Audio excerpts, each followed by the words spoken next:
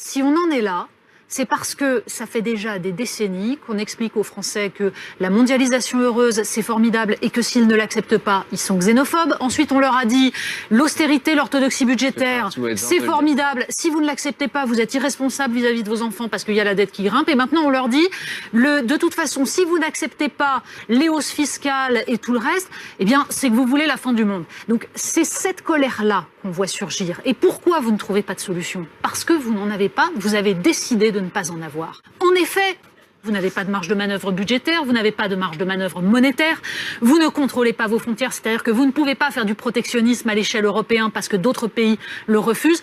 Tant que l'Union européenne ne comprendra pas qu'il faut protéger, on en sera là. Et d'ailleurs, si vous regardez les revendications des Gilets jaunes, si vous regardez les revendications officielles, vous verrez que vous trouvez une forme de patriotisme économique ou en tout cas de demande de protection et de régulation.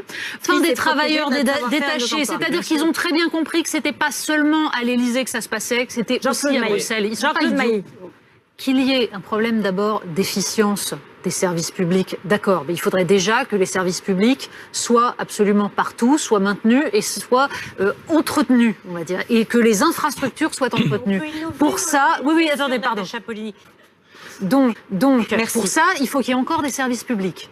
Donc pour ça, il faut qu'on ne démantèle pas les services publics. Il faut qu'on continue à considérer d'abord qu'un service public est un service rendu à tous les citoyens et qu'il n'est pas fait pour être rentable, mais pour rééquilibrer les inégalités sur le territoire.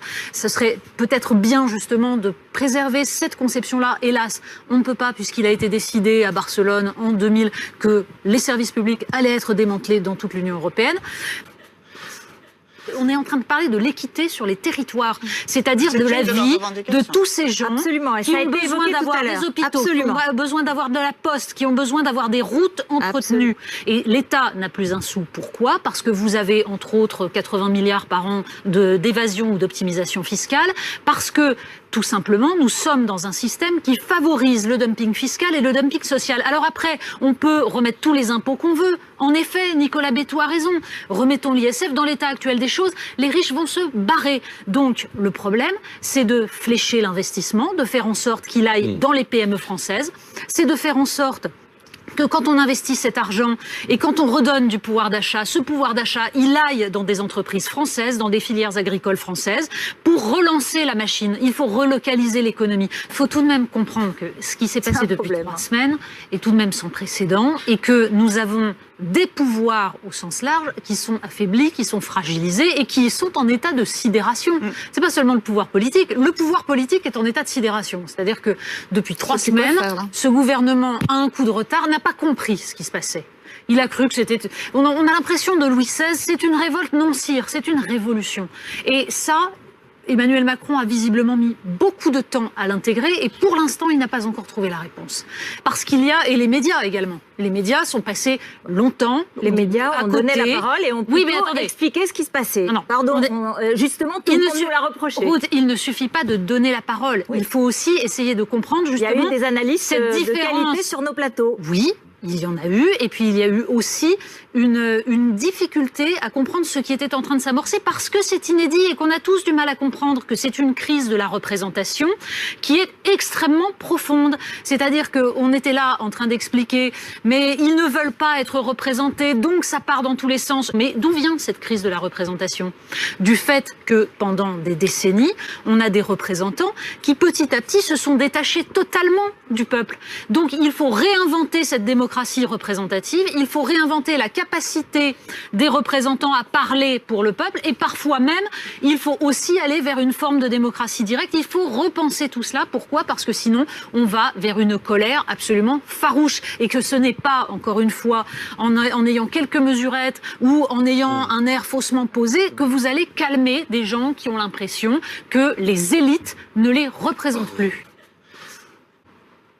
Oui. Nous, à Marianne, là, nous avons fait un numéro spécial. Nous sommes allés rencontrer les Gilets jaunes, mais pas pour leur faire parler de leurs revendications, etc., pour faire parler politique, non, pour leur faire raconter leur vie. Oui, on a une quinzaine de portraits de gens. Ils racontent au long cours leur vie, toute leur existence. Et je peux vous dire que c'est poignant. Je peux vous dire que c'est émouvant de voir tous ces gens qui se battent, en effet, qui sont à 1 euro près, en effet, qui se disent qu'il y a une injustice absolument profonde. Alors, ceux-là ne sont absolument pas violents. Absolument pas. Ils sont pas politisés non plus. J'ai vu sur les plateaux de télévision des gilets jaunes qui s'exprimaient parfaitement. Et immédiatement, le réflexe des politiques et des journalistes, c'était... C'est la rhétorique de la CGT. Non, mais ils sont politisés et tout. Et non, je suis allée les interroger après. Pas du tout. Ce sont des citoyens lambda. Et donc, la plupart, en effet, ne sont pas violents. La plupart, quand vous vous baladiez sur les ronds-points, ils sont simplement là parce qu'ils en peuvent plus. Alors, en revanche, il y a une forme de violence qui est en train de se développer, et pas seulement l'extrême droite ou les Black Blocs. Il y a des gens, en effet, qui sont en train de basculer parce que l'exaspération, la colère populaire, elle peut aller vers la déraison. Donc il faut absolument empêcher ça. Et la seule façon d'empêcher ça, c'est d'avoir une réponse politique. C'est justement de ne pas laisser envenimer les choses. Parce que quand on parle de peste brune, quand on renvoie systématiquement les opposants aux extrêmes, eh bien là, on crée du chaos. C'est-à-dire que, à force de se présenter comme le seul rempart contre le chaos, Emmanuel Macron crée du chaos. Il est en train de faire un vide entre lui et la violence. Donc au contraire, il faut aujourd'hui bouleverser le système, le changer. Ce que vous ne faites pas, vous le perpétuez, mais il faut le faire selon la raison, pour éviter ce chaos et pour éviter que les gens ne sombrent dans la colère, dans l'irrationnel, dans la violence. Réponse. Ben non, vous ne le partagez pas puisque c'est pas la politique que vous faites.